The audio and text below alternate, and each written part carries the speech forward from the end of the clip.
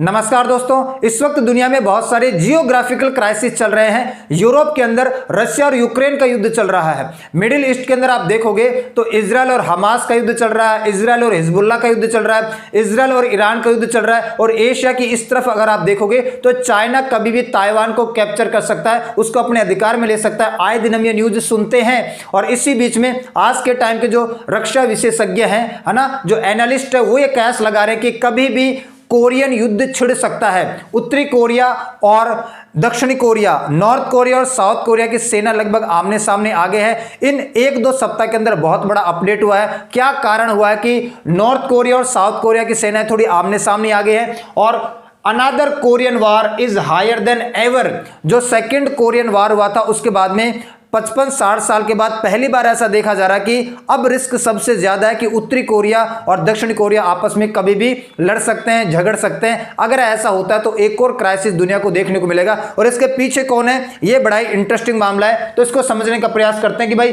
Korean war क्यों हो सकता है। सबसे पहले जान लेते हो कि ये हमारा एशिया कॉन्टिनेंट है, एशिया महाद्वीप है। और इस एशिया महाद्वीप में यहाँ जापान के बगल में दो देश पड़ते हैं। कौन कौन से दो देश? नॉर्थ कोरिया, साउथ कोरिया, उत्तरी कोरिया, दक्षिणी कोरिया।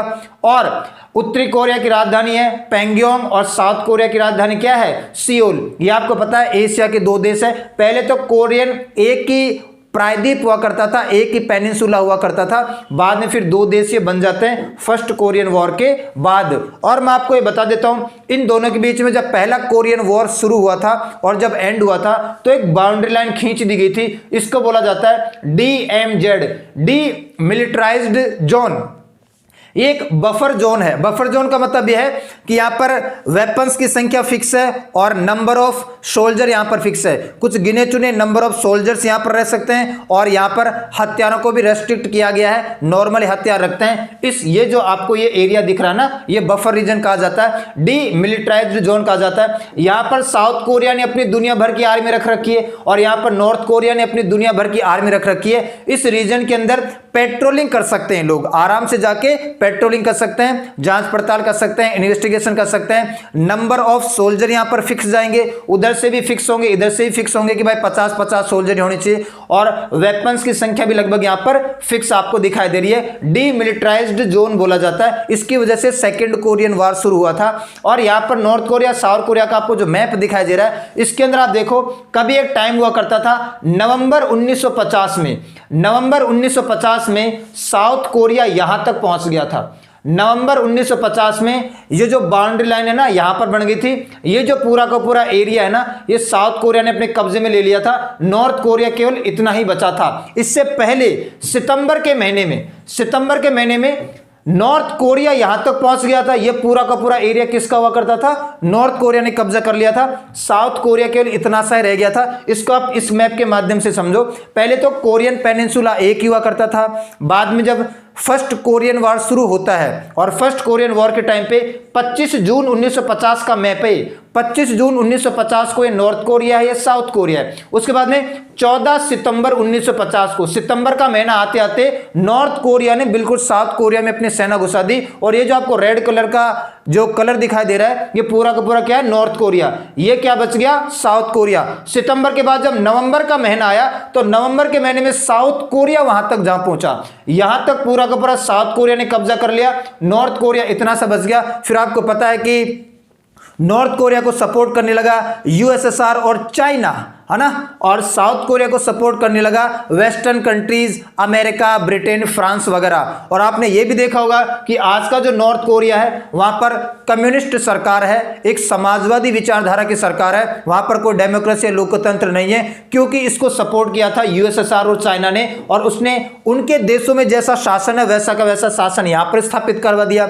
साउथ कोरिया को सपोर्ट किया अमेरिका और वेस्टर्न कंट्रीज ने, और यहां पर फिर इन्होंने डेमोक्रेसी की स्थापना करवा दी, लोकतंत्र की स्थापना करवा दी। तो साउथ कोरिया में लोकतंत्र है, डेमोक्रेसी है। इसको वेस्टर्न कंट्री, अमेरिका वगैरह ने फर्स्ट कोरियन वार के टाइम पे सपोर्ट किया था। और इसको चाइना और USSR ने सपोर्ट किया था। इसने आपको कम्युनिस्ट सरकार मिलती है। तो अभी मैं आपको जो ये बता रहा था कि कभी ये जो साउथ कोरिया है ये यहां तक पहुंच गया था और कभी नॉर्थ कोरिया यहां तक पहुंच गया था, लेकिन अभी का जो आपको मैप दिखाई दे रहा है वो कुछ ऐसा आपको दिखाई देता है, ठीक है। और आपको ये पता होना चाहिए कि फर्स्ट कोरियन वॉर कब हुआ था, 1950 से लेकर 1953 के बीच में लगभग 3 साल तक फर्स्ट कोरियन वॉर लड़ा जाता है, पहला कोरिया युद्ध लड़ा जाता है उत्तरी कोरिया और साउथ कोरिया के बीच में, ये आपको पता है। और 1953 में युद्ध विराम हो जाता है और ये वाली जो बफर लाइन है ना ये खींच दी जाती है। ये जो बीच वाली लाइन है डीमिलिटराइज्ड जोन, ये वाला एरिया उस टाइम पे बन जाता है। और यहां पर तो देखो ये लोग आते जाते हैं ना तो टनल के माध्यम से आते जाते हैं। 4 टनल आपको दिखाई दे रही है,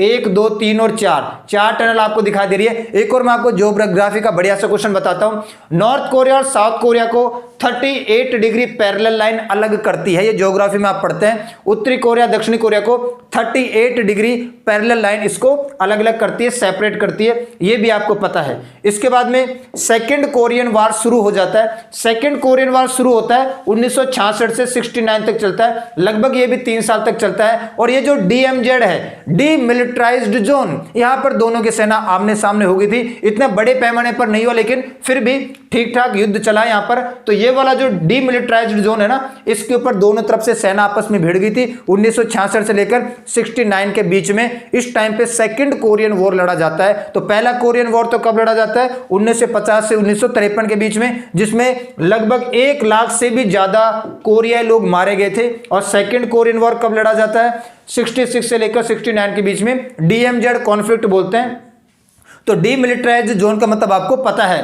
और अभी आपको यह पता होना चाहिए कि नॉर्थ कोरिया की जो तानाशाह है ये है किम जोंग उन, इसने वापस से थ्रेटन किया है, वापस से चेतावनी दी है किसको, साउथ कोरिया को और अमेरिका को, कि आप लोग सुधर जाओ वरना मैं आपके ऊपर न्यूक्लियर अटैक कर दूंगा। North Korean Kim again threaten to use nuclear weapon against South Korea, मैं परमाणु हथियार का यूज करूंगा, न्यूक्लियर वेपन का यूज करूंगा, अपनी हरकतों से बाज आ जाओ तुम लोग। ये साउथ कोरिया को बोला है और अमेरिका को बोला है कि तुम इसको बड़ा सपोर्ट करते हो, तुम भी काम से जाओगे। ऐसा क्यों बोला है भाई, क्या हो गया है? और देखो नॉर्थ कोरिया के अंदर 2 सबसे पावरफुल लोग हैं, एक तो किम जोंग उन है और एक किम जोंग उन की बहन है। ये भी थोड़ी गुंडी टाइप की औरत है। ये भी, इसने भी क्या कहा है कि अगर अब साउथ कोरिया ने हमारी राजधानी के एरिया के आसपास किसी प्रकार का ड्रोन भेजा, किसी प्रकार का ड्रोन या किसी प्रकार की चालबाजी की, हमारी इन्वेस्टिगेशन करने की कोशिश की साउथ कोरिया ने, तो इस बार हम अटैक कर देंगे और हम उसके ऊपर न्यूक्लियर वेपन से अटैक करेंगे। Angered Kim Jong Un sister threaten south Korea with drones attack. आप अगर वापस से हमारी राजधानी, होता क्या है कि एक इमेज भी दिखाई गई है नॉर्थ कोरिया के द्वारा। नॉर्थ कोरिया की सरकार ने इमेज दिखा के कहा कि देखो भाई, रात के अंदर साउथ कोरिया हमारी जासूसी करता है, रात के अंदर साउथ कोरिया ड्रोन भेजता है हमारी राजधानी के आसपास और ये लोग हमारी जासूसी करते हैं। ये कुछ यहां पर इमेजें भी दिखाई है, लेकिन मैं आपको बता दूं मुझे नहीं लगता कि ये कोई ड्रोन है।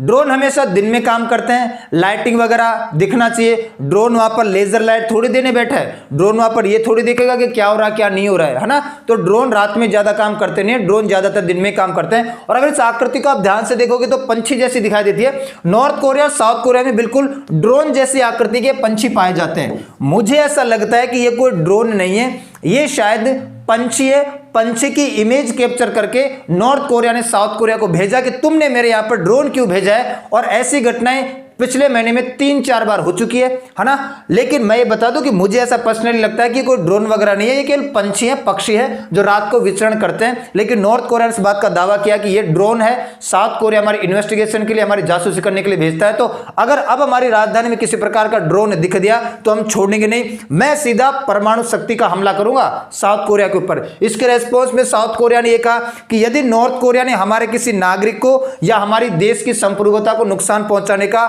कोई भी काम किया तो हम उसकी रिजीम को ही बदल देंगे, उसके शासन को ही बदल देंगे। नॉर्थ कोरिया में जो किम जोंग उनका शासन चलता है ना, उस शासन को हम तख्ता पलट कर देंगे, रिजीम बदल देंगे। सियोल क्या है साउथ कोरिया की राजधानी।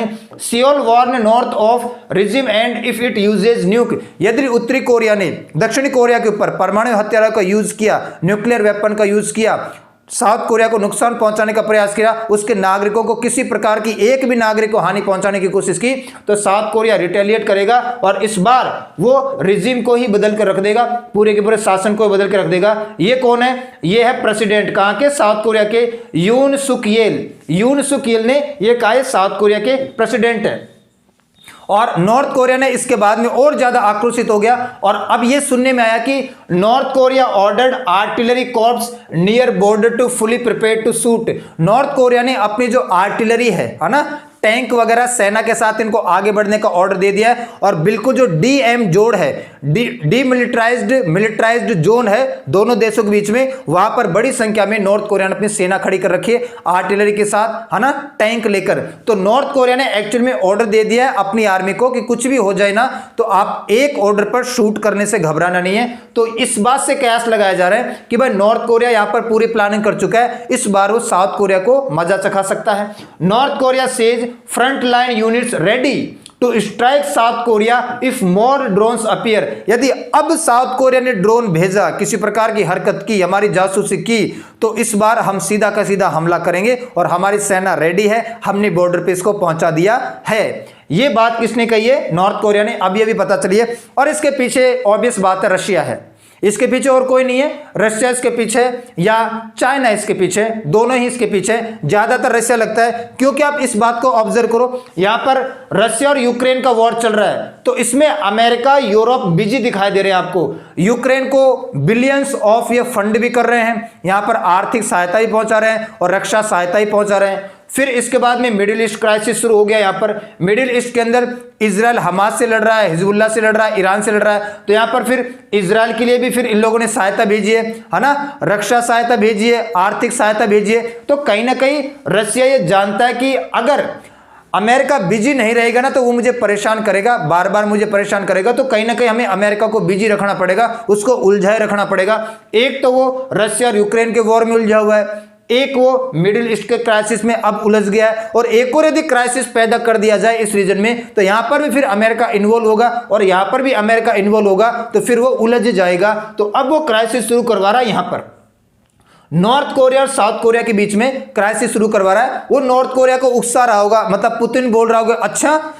किम जोंग उन ने कहा होगा कि मेरे यहां पर तो ड्रोन आया था रात में, है ना, कुछ पक्षियों को विचरण करते हुए देखा, तो पुतिन ने बोला होगा कि पक्षी नहीं है वो, ड्रोन भेज रहा साउथ कोरिया, उड़ा दे उसको, तेरी जासूसी कर रहा वो, ऐसे बोलता होगा वहां पर पुतिन बैठा बैठा। तो किम जोंग उन तो फिर सटका हुआ ही, वो तो भड़क ही जाता है। तो यहां पर पूरी की पूरी चाल रशिया की लग रही है और इसमें चाइना भी इन्वॉल्व है कि इस रीजन में भी क्या है, कॉन्फ्लिक्ट बढ़ जाए, ताकि अमेरिका इन दोनों जगहों के साथ साथ यहां पर बिजी हो जाए, तो फिर रशिया के बारे में सोचने का, समझने का, कुछ करने का उसको मौका ही ना मिले।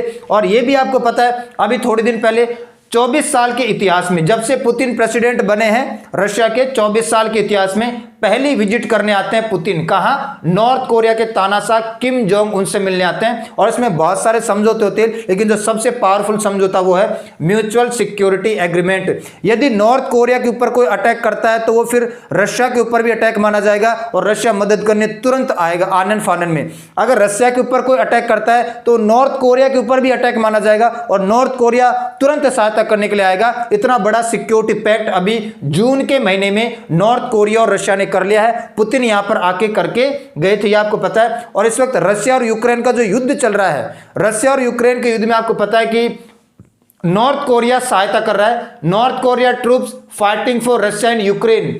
रूस की तरफ से उत्तरी कोरिया की फौजें यूक्रेन के अंदर लड़ाई लड़ रही है। इस बात के कई न्यूज आउटलेट आपको पहले बताए गए हैं और अभी मैं आपको बता रहा हूं। नॉर्थ कोरिया की role in supplying artillery to Russian revealed amid Ukraine war. Russia को बड़े पैमाने पर आर्टिलरी भी दे रहा है, सैन्य सहायता भी दे रहा है, मिसाइल वगैरह भी दे रहा है, और इसके अलावा इसके खुद के फौजी भी क्या है, लड़ने के लिए जा रहे हैं। इसकी खुद की सेना भी यहाँ पर लड़ रही है, कहां पर? यूक्रेन में। किसकी तरफ से? रूस की तरफ से। तो इसी से अंदाजा लगाया जा सकता है कि फर्स्ट कोरियन वार 1950 में, सेकेंड कोरियन वार 1966 के आसपास, और अगर ये कोरियन वार होता है तो तीसरा कोरियन युद्ध होगा। और इस वक्त इसके बड़े आसार है, क्योंकि जैसी घटनाएं देखने को मिल रही है और जैसे जियोपॉलिटिकल क्राइसिस दुनिया में चल रहे हैं, उससे तो यह अनुमान लगाया जा रहा है कि कभी भी ये हो सकता है। मैं ऐसा चाहता हूं कि ऐसा होना, है ना, ऐसा होना नहीं चाहिए, क्योंकि क्राइसिस होगा तो फिर हमें या इस प्यारी सी दुनिया को नुकसान है, तो ऐसा होना नहीं चाहिए। लेकिन हो सकता है, ऐसे कयास लगाया जा रहा है। क्यों हो सकता है ये अभी मैंने आपको बता दिया है। तो आज के लिए इतना ही करते हैं, मिलते हैं नेक्स्ट क्लास में। तब तक के लिए सभी को धन्यवाद।